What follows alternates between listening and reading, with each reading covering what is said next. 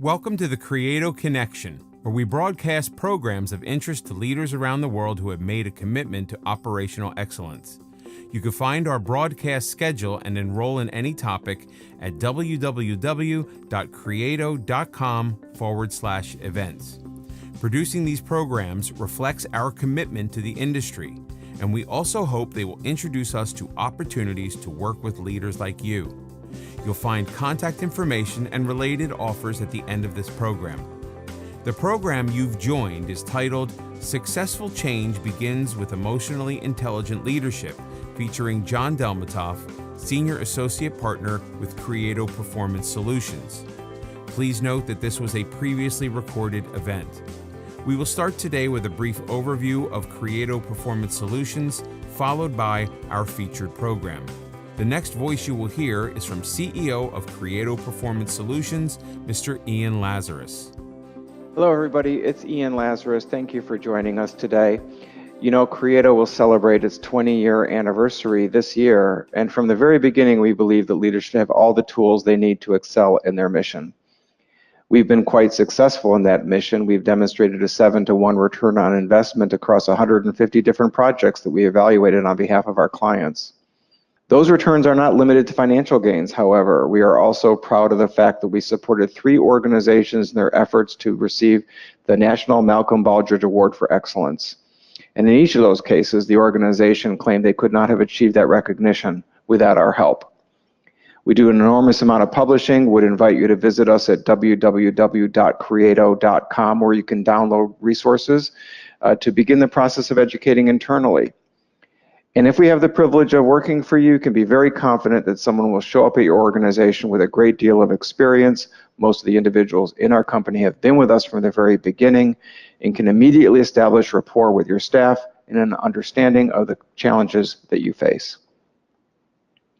We maintain 3 practice areas, including Lean and Six Sigma performance improvement training. This is a highly robust offering that can be as few as a few days in the classroom, all the way up to a full coaching and certification program to prepare your staff as Lean and Six Sigma professionals. We offer this training online and on-site. The online training is sold by the American Society for Quality all over the world. We recognize it's not enough simply to train and improvement methods and to expect sustainment. In fact, leaders must be on board from the very beginning to create an accepting environment for change. Our leadership development training program is also very robust and takes the form of a 2-day intensive program that we bring on-site to our clients. This program is also offered all over the U.S. by the American College of Healthcare Executives. You'll learn more about our approach to leadership development training in our featured program today. This program has evolved into a program we call Candidate Assessment. We've taken the empirical findings from our research to predict in advance if individuals will succeed in Lean and Six Sigma training programs. Frankly, we know we're not doing anybody any favors if we allow them into a program only to see them struggle. The Candidate Assessment program is extremely effective in getting the right people on the bus from the very beginning of your Lean and Six Sigma training initiatives.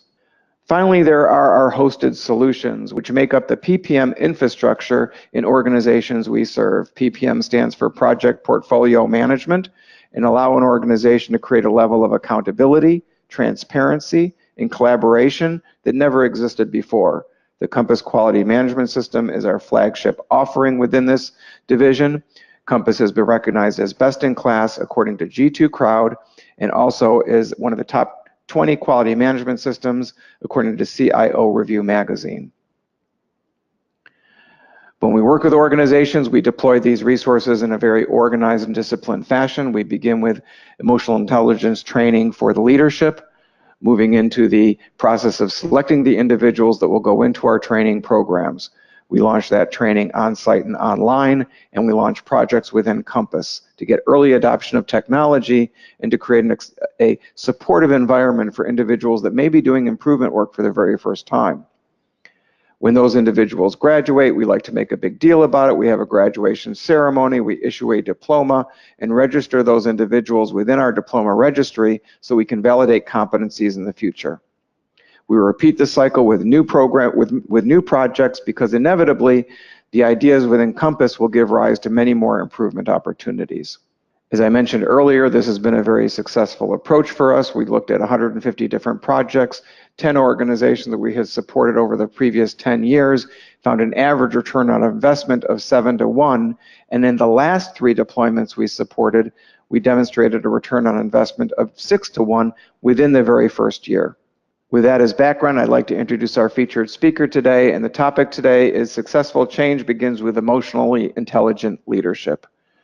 Our speaker is John Delmatoff. John is a seasoned business executive who has garnered a national reputation for highly innovative and creative problem solving, and he has made a significant contribution to the growth and success of a number of organizations across the country for over 40 years. In his past life as Chief Executive Officer of a publicly held national consulting firm, John's experience included consulting directly with the CEOs and senior executives in the development of their sales, marketing, and business plans.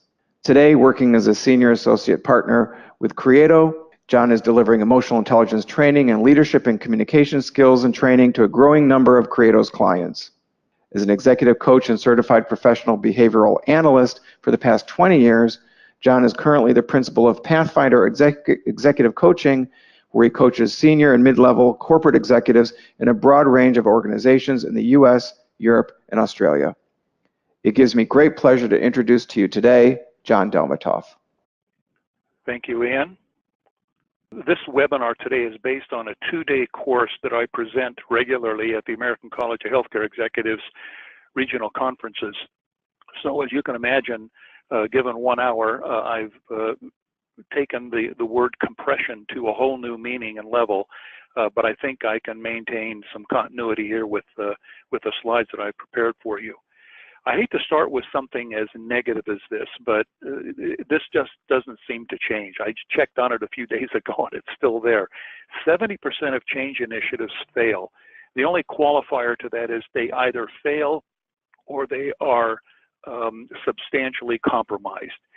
So that's a pretty daunting and bleak statistic. Imagine if 70% of cars failed right off the showroom floor, or if 70% of students at a higher learning institution fail to graduate. And yet that's exactly the kind of challenge that any leader faces in trying to usher his or her team, department, or organization through any kind of a change process. It seems to me that there has to be a way to get on top of this, to evoke a more successful to evoke more success in change initiatives, and there is, and that's what we're going to be looking at today. So 2 things we're going to address. Number 1 is becoming an emotionally intelligent leader. I'll outline a process by which you can all begin the process of becoming emotionally intelligent. I assume that some of you or all of you have done some reading on the subject. It's hard to swing a stick these days without bumping up against something on the subject of emotional intelligence. We'll examine how emotional intelligence empowers what I call ordinary leaders to accomplish extraordinary things. Number 2, we'll look at the role of emotionally intelligent leadership. Now, I teach emotionally intelligent leadership in terms of team building, leadership development, building strong executive teams, and in this case, change management. We'll look at how emotional intelligence can make the difference between a successful change initiative and one that falls flat. I think it's probably best to start with a definition. I Googled the question today, what is emotional intelligence? And I got 148 million hits. Obviously, we don't have time to go through all of those today. But I think that we can avoid all of that chaos and confusion by simply looking at this one from Daniel Goleman. Emotional intelligence is the ability to perceive and understand our own emotions and behaviors, and the emotions and behaviors of others, and having insight into ourselves and awareness and empathy for others. I think that pretty much says it. The thing that I want to impress upon all of you is that emotional intelligence is a journey. It's not a destination. It's a skill set that requires a commitment to learning and application. I like this saying by Zig Ziglar. He said, if you're not willing to learn, no one can help you. If you are determined to learn, no one can stop you. Emotional intelligence is a lifelong learning process. It's not a destination. It's a journey. Having said that, acquiring emotional intelligence skills may not be easy for some of us. Our biases get in the way. The two most common biases I run into are education bias, that is, if this was important, they would have taught it to me in school, and experience bias. John, I'm too long on the tooth to begin making changes like this now. Emotional intelligence almost always involves taking some risks, and for some leaders, that can be quite a problem. And because it's a journey, not a destination, a leader must commit to becoming a lifelong student and practitioner. This is not a quick study kind of a thing. Looking for a quick solution will only frustrate you. This is not a fad. You'll have in any given day moments that are emotionally intelligent, and in that same day, moments that are decidedly non-emotionally intelligent. That's just the reality of the way this goes. Hopefully, with the right training, with the right drive and attitude, the former will outweigh the latter. But as Daniel Goleman points out in his book, Primal Leadership, we can count on the plasticity of the human brain to actually help retain this new thinking that emotional intelligence brings about. He calls it training your brain. It's actually called plasticity, the plastic nature of the brain to take on new roles, new ways of doing things, and actually retaining them. And I've seen this over the past 20 years as I've taught this subject. People struggle with it at first, and then all of a sudden it kicks in and they don't even think about it. EQ is not something that you get. It's something that you learn about and constantly practice, much like an artist or a physician. The good news is the rewards far outweigh the effort and risks, and the win for leaders and the companies they lead is that the benefits of emotional intelligence go far beyond change management. So how do you become emotionally intelligent? I've used Goleman's model because it's simple and it's straightforward. There are 4 competencies in this model. We'll look at internal and external. 4 competencies, not 14, not 10, not 28 like I read the other day, just 4. The first internal competency is self-awareness. This means that you understand the effect that you and your behaviors and emotions have on other people. It does not mean how you perceive yourself, which may only be a fantasy. Other people's perceptions are the reality you must deal with in order to get started on the EQ journey. And I believe that self-awareness is best achieved through an objective type of a measurement, a 360 assessment or some psychometric assessment. Now, be careful, don't choke here. Some do, because they fear they're not going to like what they hear about themselves, or they simply reject the way other people actually perceive them. The next internal competency is self-management. Once you know what areas of behavior and emotions are getting in your way, you have 2 options. You can ignore all of it and just keep doing what you've always done, or you can set about managing those disruptive behaviors and emotions that seem to get in the way of your effectiveness. This requires a plan, an honest, sustained commitment, and perhaps an accountability partner. Accountability partner is someone that you know and trust who can help you overcome, manage some of the disruptive behaviors that may emanate from you. Accountability partners are great. You simply tell them what you're trying to do, ask them to monitor you, and report back to you regularly about the progress that you're making. The next competency, the external competency, is social awareness. This means that you look for and understand the emotions and the behaviors of the people that you work with and are all around you.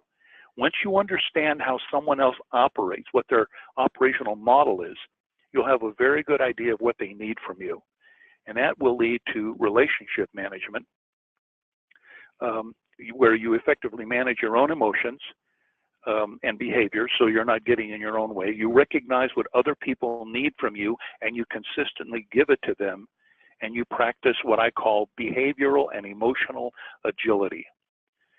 What about behavior? I've used the word behavior quite a lot here, even though the subject is emotional intelligence. That's because I found that you simply cannot attain a meaningful level or a practical level of applied emotional intelligence without addressing the behaviors that our emotions evoke. Think about this. We don't see emotions. They're inside of us and they remain unseen and invisible. Behaviors are what people see, hear, and respond to. I understand that you're happy or sad or glad or mad, etc., not because I somehow peer into your inner being and recognize the emotions that you're feeling. I understand what emotions you're experiencing by observing the behaviors that those emotions are having on you. if I see you stomp into a room in a rage, I can pretty much assume by reading your body language, your facial expression, and the spittle coming off of your lips that you're probably angry. That's what I'm seeing. Practical, measurable, and applied emotional intelligence requires that we become students of human behavior. Now, it's interesting that this is something I find is missing in much of the writings of Goleman, who I have a great deal of respect for. In fact, the common feedback that I get from people who read something about Goleman is, John, this is fascinating, this sounds really interesting, but how do I operationalize it? And I've come to the conclusion that you can only operationalize it by becoming a student of human behavior. All of a sudden it clicks. Oh, I get it. People see me as being angry or upset, even though I'm not intending that to be, but they're reading my body language. They're listening to my words. They're monitoring my energy. That's what I need to start managing. No one can claim to be emotionally intelligent and yet behave in a way that alienates people and effectively pushing them away and isolating themselves. Behavior counts. Why is this so important? Look at this comment from the Center for Creative Leadership. 75% of careers are derailed because of emotional competencies, interpersonal problems, unsatisfactory team leadership, and the inability to adapt to change or elicit trust. That trust is an important word. We'll come back to that. Now, I've seen this firsthand over the years in my coaching practice. It's not uncommon for me to sit down with a leader, mid-level or senior leader, and listen to all that he or she has to say about leading people, including expressing their profound knowledge of everything that Daniel Goleman has written on the subject of emotional intelligence. They can recite chapter and verse, and yet here they are talking with me about failing as a leader because people just don't want to work with them. They've alienated themselves. They've isolated themselves and become the greatest impediment to their own success. As I like to say, they have discovered that the enemy is us or them. They have failed to realize that knowledge of something, in this case emotional intelligence, is not the same as application of that knowledge. They end up inadvertently stalling in their own careers because, as often been said to me, John, if this touchy-feely stuff was important, they would have taught it to me in school. It's hard for me to sit across the table from someone who's a PhD and they end up saying something as ridiculous as that. If this touchy-feely stuff was important, they would have taught it to me in school, as though everything we are supposed to learn, we learn in school. Now, there is one school, a growing number of schools actually, but the one that I'm most familiar with, Stanford University. They actually taught a course, recently renamed, but initially it was titled Touchy-Feely, part of their master's program. I think they've renamed it since then, but you still can't get in. The class is so crowded and so fully registered. Hopefully more, I think George Washington University is getting involved in this. Cornell is getting involved. A lot of other organizations are actually starting to teach this subject of emotional intelligence or touchy-feely. I mentioned the word trust. Yes, sir. I'm sorry, Yeah. a question came in and I thought I would give you a chance to catch your breath by asking it. Sure.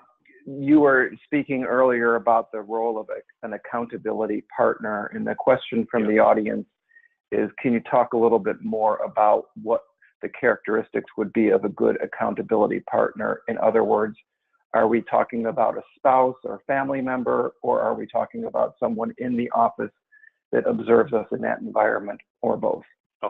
Okay, that's a great question, and I recognize I kind of ran right past that. An accountability partner is first of all and foremost someone that you trust. Now, we're focusing on work-related behavior here. I'm not a marriage consultant or a family counseling consultant, anything like that. So I've heard of people using all of this stuff on their spouses or significant others. That's fine. But I'm focusing on work-related behavior. So let me give you an actual example. I'm working with a gentleman on the East Coast who is working for a very small organization, very tightly knit and so forth, but he has developed a perception of impatience and anger and interrupting people constantly. This sets the other people on his team off. They don't like it. They feel alienated. They feel that he doesn't respect them. So I asked him to appoint an accountability partner, someone that he trusts, someone who can keep confidence. And going into a meeting, he'll tell this accountability partner, all right, today I'm going to focus on not interrupting people. I'm going to focus on keeping the meeting going, but I want to focus on making sure that I let people speak uninterrupted. Watch me. As soon as we're done with this meeting, I want you to get with me and tell me how you think I did. They go into the meeting. An hour and a half later, they come back out. They immediately adjourn to his office, and he says, kind of proud of himself, how did I do? Well, and this person starts revealing her notes. You interrupted Cheryl 6 times. You interrupted Bob twice. You interrupted me 3 times. You interrupted 4 other people once each. We may not be off to a good start. And my client sits there just aghast that he actually did this. He can't deal with the fact that I interrupted people that much. That just shows you how unconscious this was. So back to the drawing board. Okay, next week, next meeting, I'm going to do the same thing. Accountability partner comes in and we go through the exercise. Without that accountability partner, that objective set of eyes, this guy would be thinking, oh, I'm doing a great job. I don't think I'm interrupting people, when in fact that's not at all what's happening. You can use this in all kinds of situations. Some people call them learning partners. I like the phrase accountability partner. It's something that you can use to help you develop. Now, when you achieve success, it's important that you reward yourself. We fail to do that sometimes. If you say, okay, I'm going to really buckle down and I'm not going to interrupt more than 3 times during this entire meeting. You get into the office, your accountability partner says, dude, you did it 3 times. You're smoking. And the person says, okay, great. I'm going to reward myself. And I've got one lady in Washington, D.C. who goes out and buys a pair of shoes. Lord knows what that shoe closet of hers looks like now, because she's really doing well at this. But accountability partner, reward yourself. I hope that gives you a practical way of addressing this whole accountability thing. Okay, so why is emotional intelligent leadership important? 75% of careers, and I see this all the time. As I said before, people think that just because I know something about the subject, that's enough, and it's really not. Some people will say to me, John, how do I know if I'm working for an emotionally intelligent leader? The answer is, watch how they behave. You can't behave like a knucklehead and claim to be emotionally intelligent. Emotional intelligence must bring about a change in the way other people perceive us, aka the way we behave. I mentioned trust a moment ago. Harvard Business Review came up with this study, and one of the comments that came out of the study was that the vast majority of disrespect and distrust of leaders stems from a lack of self-awareness. Like my client who is perceived as being disrespectful because he constantly interrupts people. These people are perceived as having low emotional intelligence. People said that when leaders treated them with respect, they were 55% more engaged. Let's not fail to connect employee engagement with change management. The fact is, the bottom line is, people will follow leaders that they trust. If they don't trust you, they're not going to follow you. John Maxwell is a great author on leadership, and his book, Leadership Gold, and Identifying the Leader Within You, I think that's the title of it. He talks about a chain of leadership beginning at the bottom of command and control, which has nothing to do with trust. Even the military is not advocating command and control anymore. As you go up that ladder, it becomes apparent that increasing trust results in increasingly effective leadership. The challenge for leading people through change is deserving their trust, because people follow leaders that they trust. They will push back against leaders who are disrespectful and whom they don't trust. Now look at this graph from Harvard Business Review. Based on a study of 20,000 employees around the world, what's your level of engagement at work versus how often does your leader treat you with respect? Notice that when respect increases, engagement increases. It's hard to ignore this. I mean, it's a few years old, but it's hard to ignore this. There is a profound connection between change management and disengagement. How am I going to get somebody to champion or support a change that I'm advocating as a CEO or a director or a VP when the people that I'm working with aren't engaged at work? In fact, they will take my change, if they misperceive it, and use it as a way of actually increasing their level of disengagement. I'm not going to cooperate. I'm not going to get on board with that thing. And they just kind of sit there and cross their arms, and the change is dead before it ever really had a chance to start. So when organizational leadership, when we're talking about organizational culture, emotional intelligence can actually be transformative. Look at this example of Campbell's soup. This just astounds me, and it's Campbell's soup, for Pete's sake. I think I'm having that for lunch today. Campbell's soup in 2001. Gallup called them the most toxic environment ever seen among the Fortune 500. Still hard for me to believe that. The most toxic environment. Wisely, the directors brought in a new CEO by the name of Doug Conant. He engaged an emotionally intelligent leadership style with employees. He didn't take any elaborate or overly complicated steps. He didn't come in and fire a whole bunch of people and then start things over. He simply set out to connect with his people by acknowledging and respecting them and making them feel valued. He wrote 30,000 individual notes of thanks to his employees. Now, this is important because we're talking about handwritten notes, little 3x5 cards, not an email, not a text, not a Twitter, a handwritten card. Something simple like, I really appreciate the way you handle that equipment. Shows a lot of respect for us and what we do. Something like that. Very simple. 30,000, obviously not in 1 year. He did that over a course of 5 years. But he took every effort to stay connected by acknowledging and respecting his employees. He made them feel valued, and that's very important. And emotional intelligence will help people to feel valued. The outcome of this whole thing, by 2010, 9 years later, employees were setting all-time performance records, including outpacing the S&P by 5-fold. He didn't fire a bunch of people. He didn't come in and bulldoze a building and start all over again. He just made people feel valued. He was an emotionally intelligent leader. That's the power of emotional intelligence to shape a culture.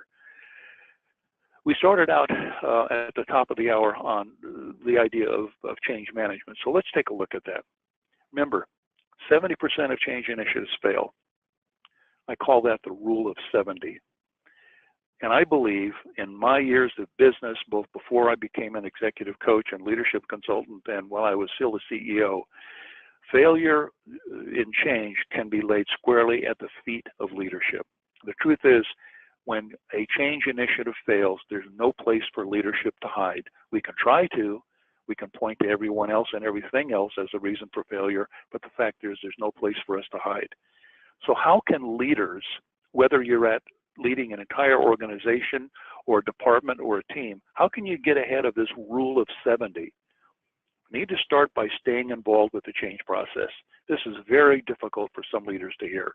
They perceive themselves as becoming involved by deciding which change initiative needs to be developed.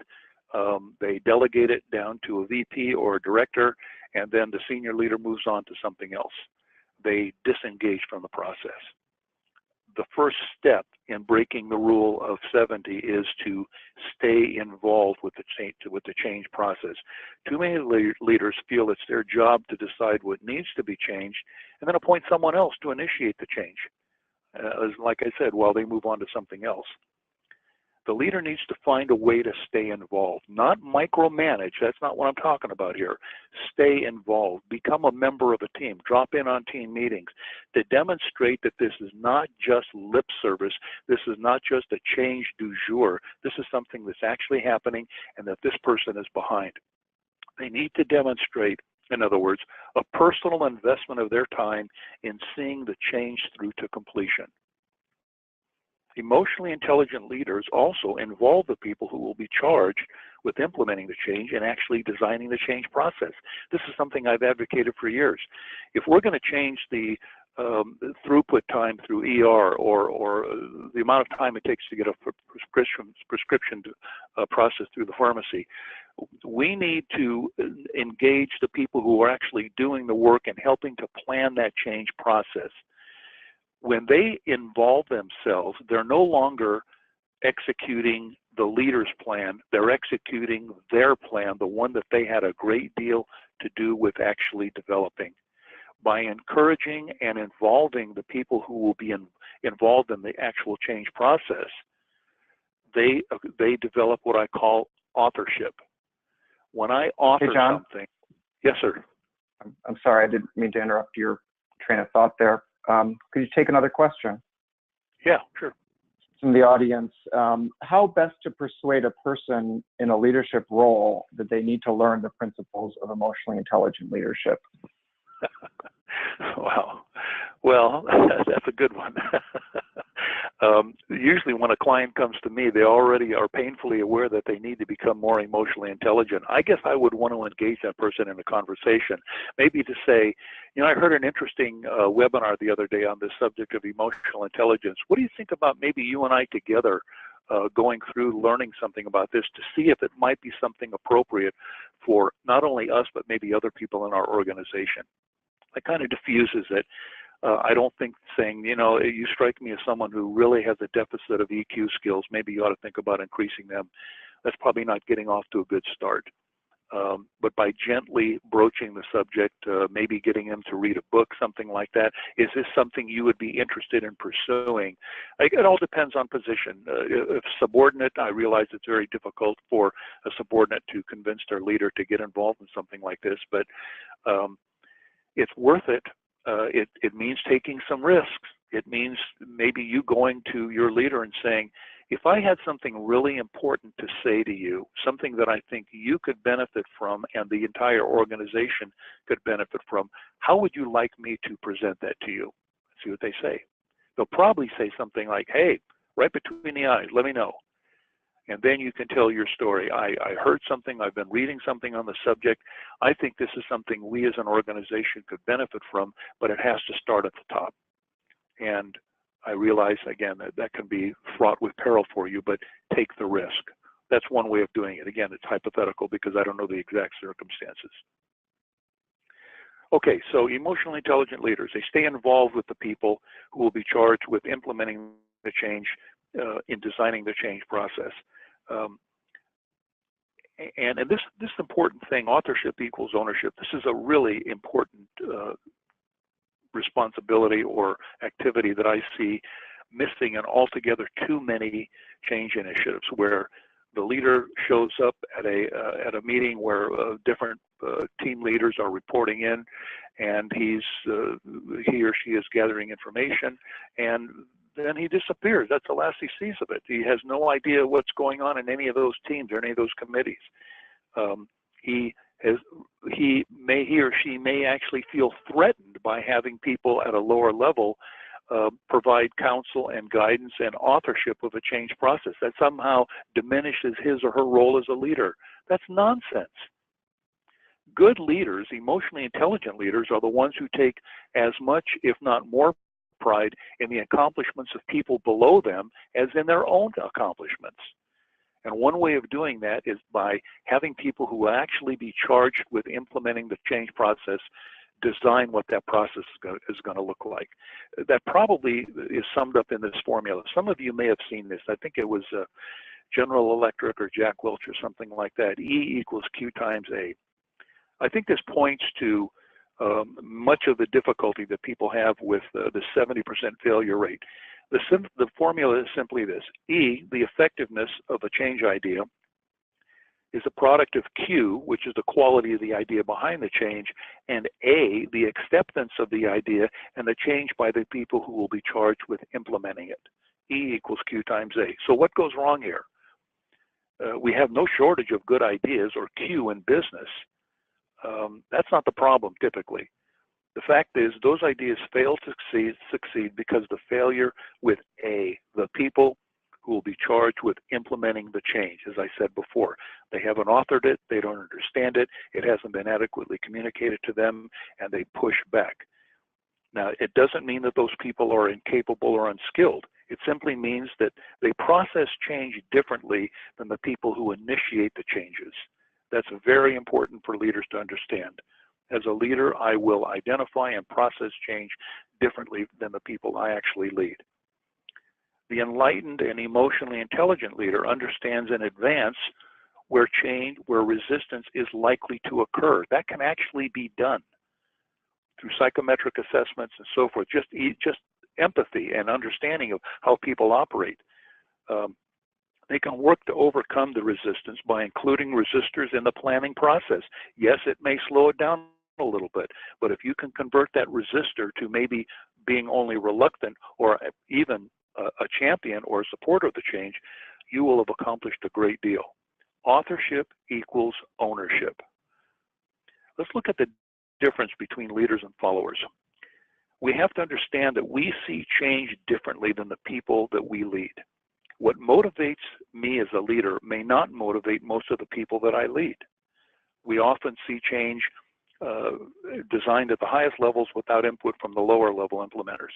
Employees are what they think, feel, and believe in, not what the leader thinks, feels, and believes in. The leader may say this is going to be great for productivity, this is going to be great for the bottom line, it's going to increase our profitability on this particular service, and the follower sitting there thinking, maybe not emoting, but thinking, I didn't get into this business to make a profit. I got into this business to help people. Why doesn't he talk about that? That gets overlooked. Leaders may neglect the reality that change doesn't happen without individual people changing their thinking, beliefs, and behavior, and it's the responsibility of the leader to initiate that change in thinking.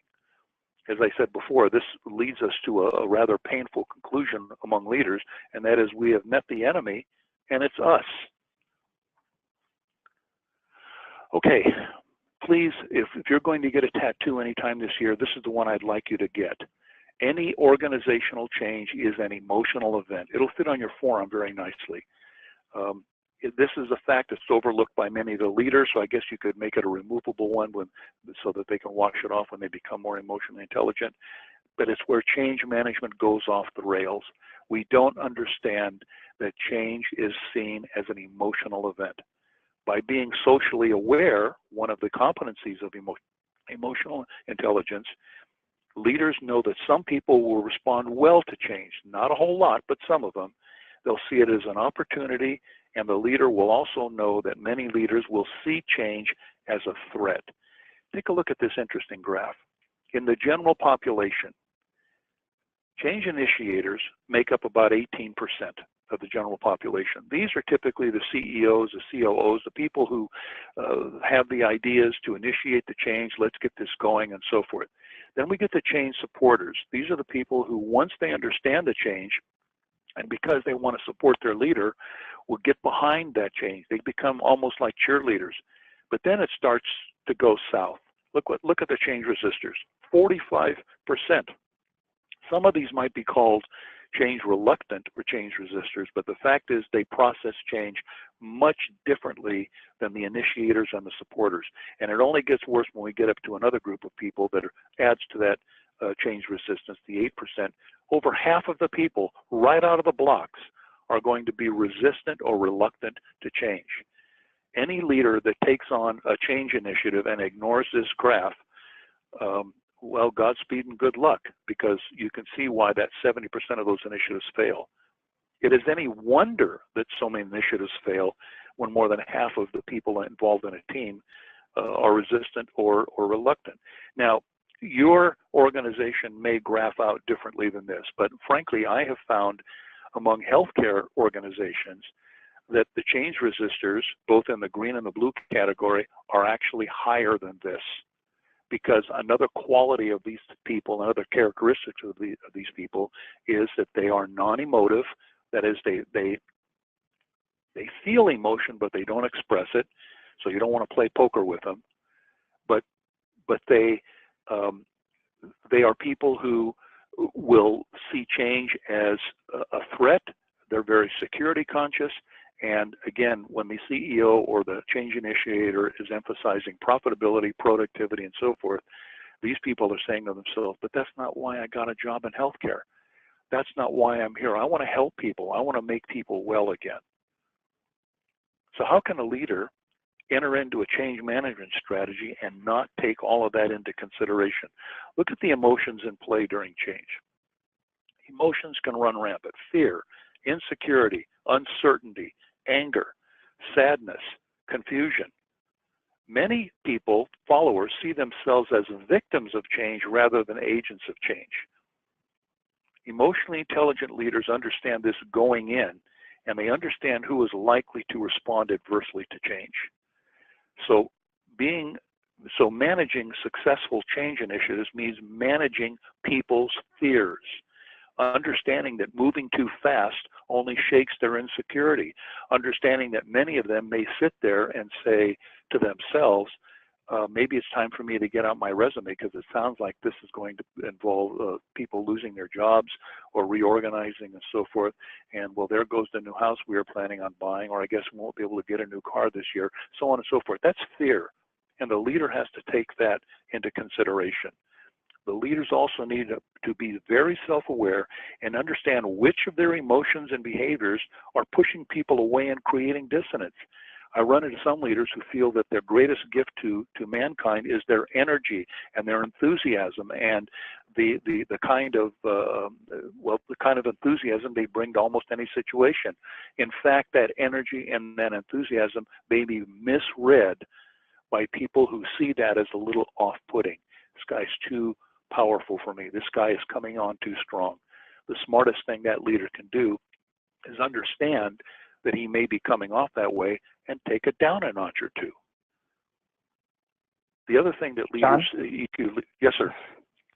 Another question from the audience, and this is a tough one, I think. How do emotionally intelligent leaders avoid empathy giving way to being manipulated by their employees? Well, that's a good question. Let's differentiate between empathy and sympathy. Empathy doesn't require that I experience the same kind of a thing an individual is going through. It simply means that I understand. I think any intelligent, well-motivated leader will be able to sniff out someone who's trying to manipulate them. I hear about this every once in a while. You know, she's constantly in my office bringing drama and so on and so forth. I think it's a mistake to just assume that because someone is constantly demonstrating or emoting a certain kind of emotion or demonstrating a certain kind of behavior that they may be faking it. The leader is going to have to ask some tough questions. You come to me and you're whining about something, saying, John, this person is always bullying me and it never stops. And I sit there and listen. I go, wow, that must be really hard to deal with. But the next question that needs to be asked is, what do you think we need to do about that? Involve them in a process of change. And the tendency for some leaders is to say, this is what you need to do, when in fact the right answer is, what do you think we need to do? Is there anything I can do to help you? Ask questions. I think that's a good way to sniff out when someone is trying to manipulate a leader. Initiate a change process, initiate some kind of a process that will bring about a change in what they're feeling. I hope that helps. Again, it depends on the specific situation. Empathy cannot be underestimated. Leaders have to empathize with their followers, and they will respond. Those followers will respond appropriately because they'll feel respect and they'll trust their leaders more. As I said before, some leaders, I run into this not a lot, but some leaders say that they express to me the idea of involving people who report to them in designing a process. Somehow that diminishes the importance of the leader. That's nonsense. My standard comment to a leader like that is, get over yourself. Your job is not to do all the right things. Your job is to make sure all the right things get done. And that may mean stepping away from acting like a manager and behaving more like a leader.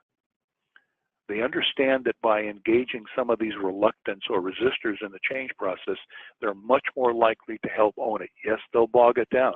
Yes, they'll slow it down, but they're going to move at a pace that they're comfortable with according to their standards and their way of seeing things, not the leader's way of seeing and doing things.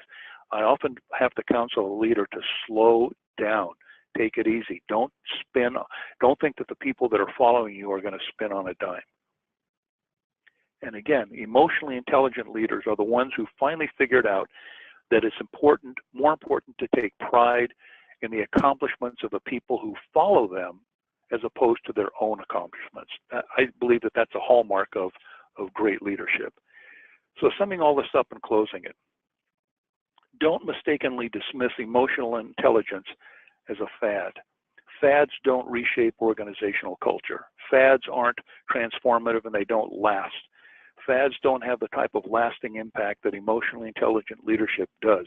This is not a fad. Fads are rarely pushed down in the entire organization, whereas emotional intelligence can be. You don't have to set out to reshape your entire organization, obviously. You simply have to want to be a better and more effective leader yourself. One of the things that I've noticed about leaders who take on this thing of becoming more emotionally intelligent is like a virus. It spreads, but unlike a virus, people are actually attracted to it. People will actually start talking about what's going on with John. I mean, he used to be kind of belligerent and difficult to be around, and now all of a sudden, I mean, is he doing drugs? What's going on with him? No, he's becoming more emotionally intelligent. He's becoming more self-aware. He's understanding that some of his behavior has an unintended effect on other people. And every one of you on this call today fits into that category. We all have an unintended effect on the people that we work with. We need to know what that unintended effect is so we can take steps to set about changing it or managing it. I hope you'll want to learn more about this. This has been kind of a rapid fire exposition on the subject of emotional intelligence and change management. If you want to take a deeper dive, bring your leader with you. Maybe this would be a good way to get him involved in something. Consider attending one of our 2-day ACHE seminars. You can find these by going to Creato.com and going down to the event calendar, and you'll find the ACHE seminar with a title similar today. I think the next one, as Amian already mentioned, is going to be in Vancouver in September. Vancouver is beautiful during the fall, so you'll have a nice learning environment, nice hotel, and you'll get 2 days, a deep dive into the subject of emotional intelligence and change management. The fact is, change management can be accomplished very successfully with the right type of leadership. And I believe that emotionally intelligent leadership is that right type. So thank you for an excellent presentation. I want to thank the audience for joining us today. It says a lot about you that this is a topic that you care so much about. So you should feel good about your participation, and we're certainly here to support you in any way that we can. So let us know if you're interested in learning more about our activities in this area. John mentioned the program in Vancouver, and that is actually listed on our website as well at creato.com/events. You can also register there for our webinar next week, Building a Kaizen Culture. You can let us know if you'd like to have the copy of the recording, which you may surreptitiously put in someone else's email box as a way of getting them to understand the importance of this topic. And we also bring these programs out to you. We have a 2-day program on becoming an emotionally intelligent leader that John runs and that we can bring out to your organization. Get in touch with us if you'd like to learn more about what that program looks like. So with that, I'd like to thank John again for a great participation. I'd like to thank you all for joining. We're going to let you go early, and I hope you have a great rest of your day. Thanks, everybody.